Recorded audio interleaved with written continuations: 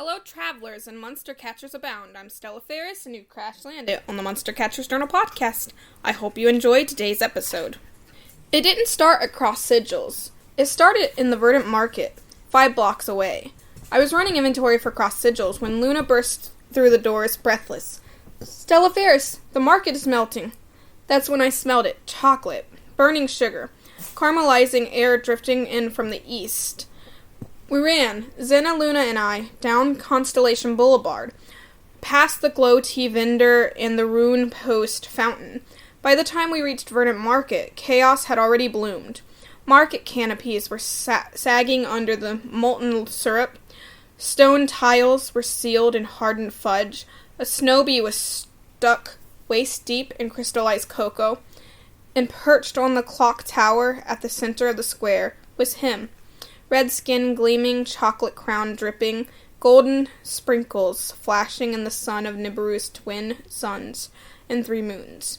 Chocoimp. He wasn't attacking the outpost. He wasn't attacking the Verdant Market. He was claiming territory. The old sugary freight tunnel beneath Verdant Market, the one that runs towards the abandoned confectionery district, had cracked open. Molten cocoa running off had seeped off upward for weeks. That's where he formed. In the market, it sat right above his birthplace. He wasn't invading, he was defending. When he saw me step forward with a glyph, he bolted west towards Cross Sigils. Now this is where it gets wild. He sprinted rooftop to rooftop, leaving chocolate handprints and footprints along building walls.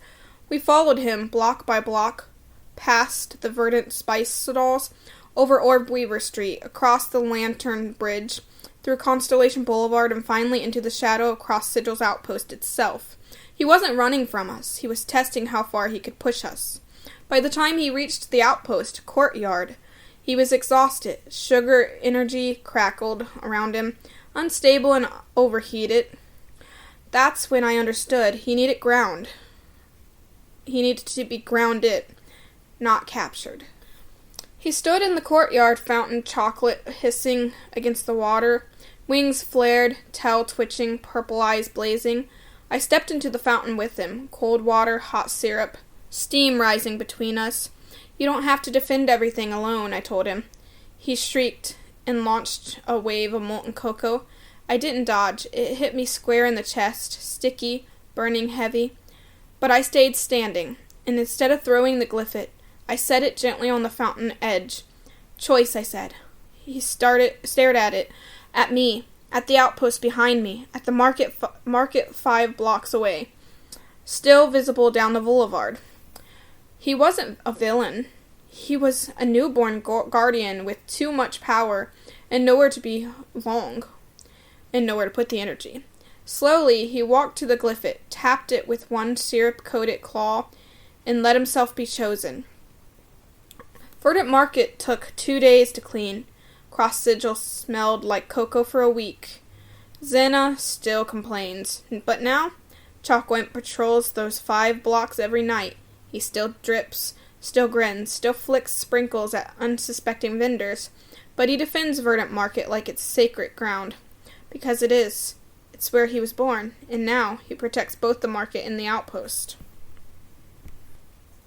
So, it was 3 nights after the market incident. Cross Sigils Outpost had finally stopped smelling like burnt cocoa. The stone floors were clean, the rafters were repaired, the fountain no longer bubbled chocolate. Chocoimp had been quiet since the capture, too quiet. He didn't cause chaos, didn't prank Luna, didn't even flick sprinkles at Zena. He just watched, perched high in the beams of the outpost ceiling, wings folded tightly, tail hanging like a syrup-dripping pendulum. I had already filled out the intake form. Confection Type glyph. High energy output, suitable for adoption with experienced handler.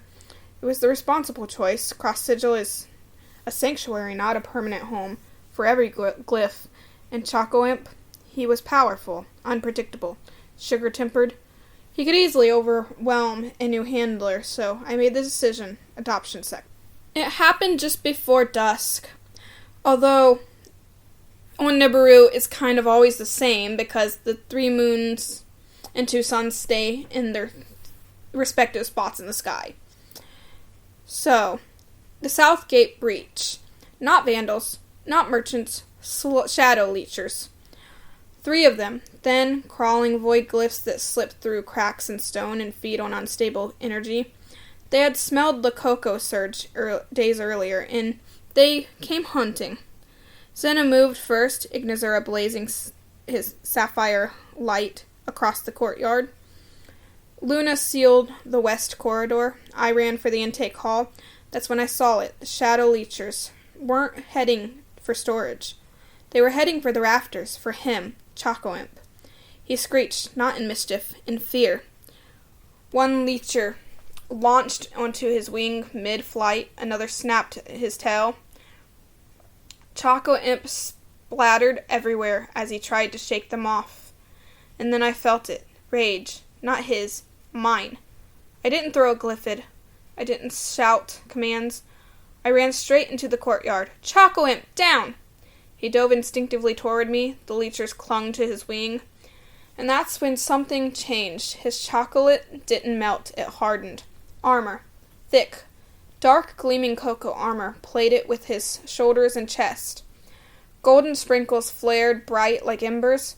He roared, a sharp, impish battle cry, and slammed both fists into the stone. Molten chocolate erupted outward in a controlled ring.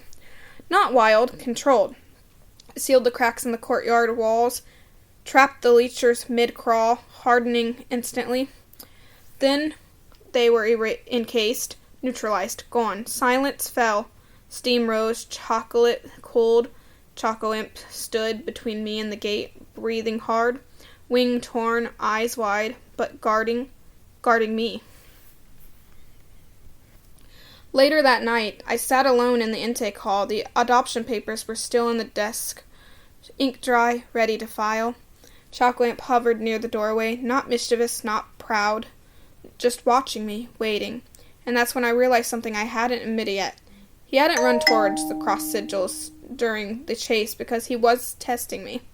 He ran towards it because he sensed it. The outpost is built for protection, on belonging, on second chances. And Chocoimp, he wasn't just born from sugar runoff. He was born from excess energy, overflow, abandonment. No one would understand his volatility the way he did, and the way I did. No one would know how to cool him when he overheats, how to stabilize his sugar surges, how to let him guard without feeling alone. If I sent him to adoption, someone might love him, but would they understand him? Would they step into molten syrup without flinching? Would they stand still when he tested them? Would they see past the chaos he floated closer, and gently, very gently, pressed one sticky claw to my shoulder? His sprinkles this time. No sprinkles this time. No mischief, just warmth. And that was it. I tore the adoption form in half. You're staying, I told him softly. His eyes lit up, not wild purple, but something calmer, deep plum. Steady, he grinned. Not like a trickster, like a guardian. He still flicks sprinkles at Luna, still hides tools in caramel, still leaves syrup handprints in places he absolutely should not, but when the runes flare red, he is first in the air, because he chose this place, and I chose him back. It was the first calm evening in weeks now. No alarms, no breaches, no syrup catastrophes. Just the soft hum of Sigils Outpost setting into its normal twilight. The twin suns and 3 moons sat in their normal spot, painting the courtyard in a warm light. The fountain bubbled gently, water only, thankfully, and the stone still held a faint scent of chocolate from days past. Chocoimp hovered out upside down from the archway beam, watching me with narrowed purple eyes. I pretended not to notice. I suppose I said casually, adjusting the training markers in the courtyard. Some glyphs are too dignified to play. He immediately dropped from the beam, right into the fountain. Splash! Water everywhere. Chocolate dripping from his wings fizzled harmlessly against the surface. He grinned. Game on. I held up a small practice disc, reinforced runestone. Light toss only, I warned. He stuck out his tongue, which means absolutely not. Light toss only. He flicked his wrist. Golden sprinkles shot toward me, tiny glowing pellets of sugar energy. I spun aside, laughing as they struck the stone pillar behind me and burst into harmless sparkles. Too slow, I teased. He gasped dramatically, clutching his chest like I'd wounded his pride. Then he dove low, tail whipping.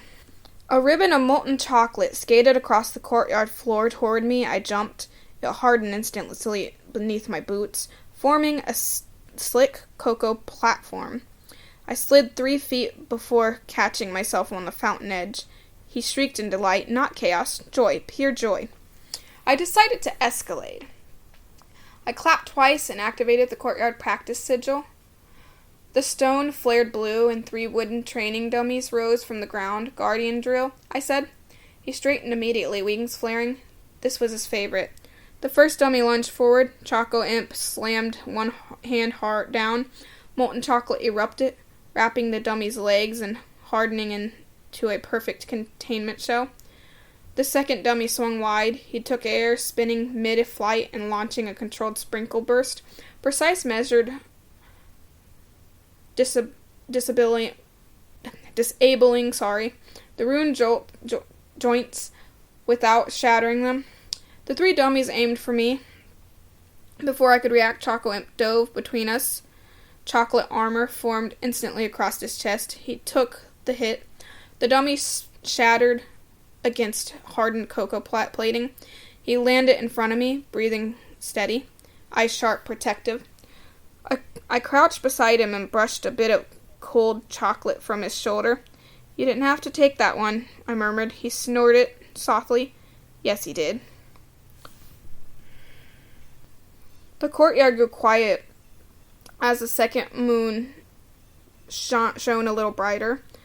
Luna's laughter echoed faintly from inside the outpost. Zena's voice followed, likely scolding someone for tracking sugar into the hallway again. Chocoimp floated lower again. Energy burned off, sugar stabilized. He hovered in front of me and gently tapped my forehead with one sticky claw. A small golden sprinkle appeared in his palm. He pressed it into my hand, warm, softly glowing, not explosive, just steady. I smiled. You like this, don't you? He nodded. Then unexpectedly he dropped onto the courtyard stone and sat, tail curled, wings folding in, waiting. I sat beside him. We watched the moons and suns in their constant spot over Constellation Boulevard. 5 blocks down where Verdant Market shimmered in lantern light. No alarms tonight, no chaos, just garden and guardians and handlers sitting in the courtyard. Chocolate slowly cooling against stone for a glyph born of overflow and instability. This quiet meant everything. He leaned sideways until his shoulders touched my knee. Not dramatic, not loud, just there. And I realized something again. Keeping him wasn't just about protection. It wasn't about power. It wasn't about belonging. He didn't just guard across sigils. He relaxed here. He laughed here. He played here. And he trusted me enough to burn out his sugar energy without fear. I bumped his shoulder lightly. Race you to the south gate, I challenged. His eyes flashed mischievous, purple again. Wings snapped open, and before I could even stand, he was already halfway across the courtyard, leaving harmless chocolate footprints in his wake. I chased him, laughing. Guardian, trickster, and now my family.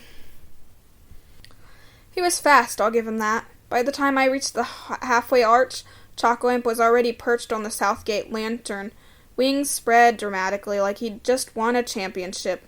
He struck a heroic pose. Chocolate dripped from one claw in slow, exaggerated victory fashion.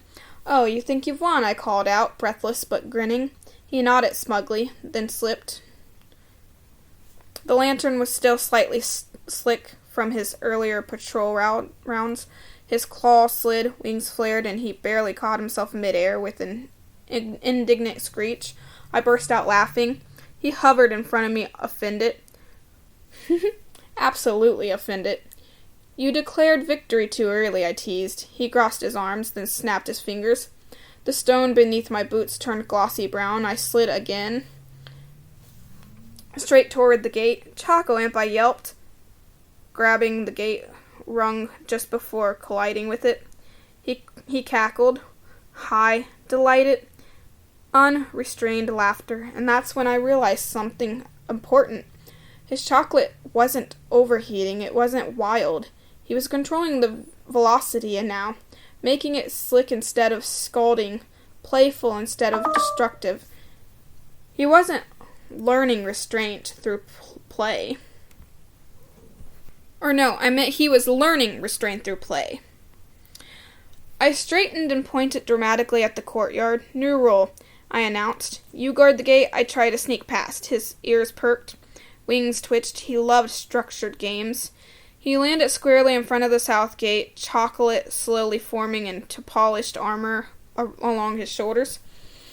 Guardian stance. Tail curled, eyes narrow. I backed away slowly, pretending to think, then I darted left. He teleported in a blur of molten streaks, landing exactly where I aimed. Blocked. I tried again. Blocked. Feint forward. He dropped a small hardened cocoa barrier at ankle height. I tripped, not hard, just enough to stumble dramatically. He gasped. Actually gasped. Concern flashing in his eyes, I immediately popped up laughing. I'm fine. He narrowed his eyes suspiciously, then flicked a sprinkle at my forehead in retaliation.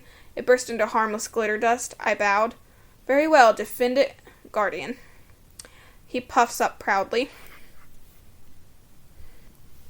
As the moon shone brighter, the lanterns along Constellation Boulevard flickered on in the distance. We couldn't see Verdant Market glowing 5 blocks away. We could see. Peaceful tonight. Chocoimp hopped up onto the gate's stone ledge and looked out over the boulevard. Quiet, protected, safe. I joined him. See that? I said softly. He tilted his head. That's yours, too. All of it. The market, the bridge, the outpost. His eyes softened. He didn't make a joke, didn't flick a sprinkle. He just watched.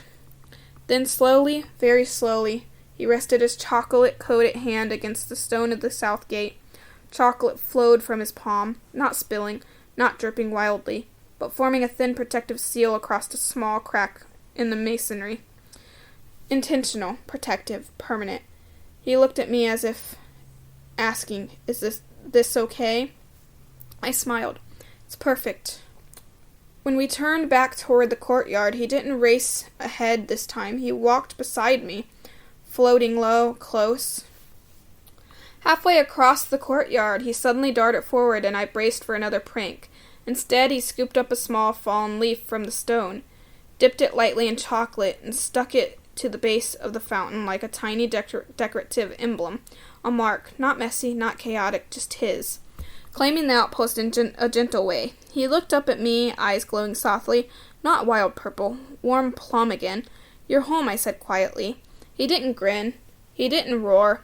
He just leaned lightly against my leg, and for a glyph born of runaway sugar and unstable energy, that quiet lean meant more than any battle. The guardian of Sigils Outpost wasn't just protecting stone walls anymore, he was protecting us, and tonight, under twin suns and 3 moons, and the lantern light, we were just playing. And somehow I knew out there somewhere, there was other glyphs that might need my help someday, but for now, Chocoimp was the one that I was helping, and I'm glad that I could help Chocoimp, because Chocoimp needed somebody that could be there for him, that could help him and teach him and love him and care for him the way that he needed to be cared for. He needed somebody that could protect him the way that he was protecting me in that moment. And that's what I would do, and what I will always do, is protect every glyph that needs help. This is Stella Ferris, signing off.